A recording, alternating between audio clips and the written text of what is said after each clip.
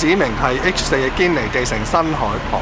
咁可惜啦，堅尼地城新海旁呢個最好嘅設施就係高先電影院。可惜呢度係城巴啦，作為禁之前同高先關係咁緊密都唔攞嚟賣。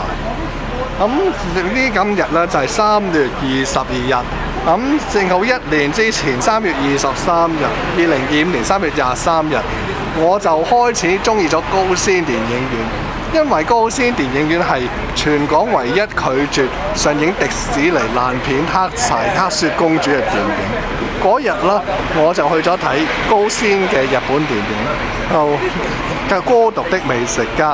而同一日咧係有2個全港獨家嘅，一個咧就係阿諾拉呢個3級色情電影嘅 Zoom 分享場，係全港獨家。另外咧就更加犀利，就係百雙娘一朵玫瑰花嘅雙營戲院首次播放。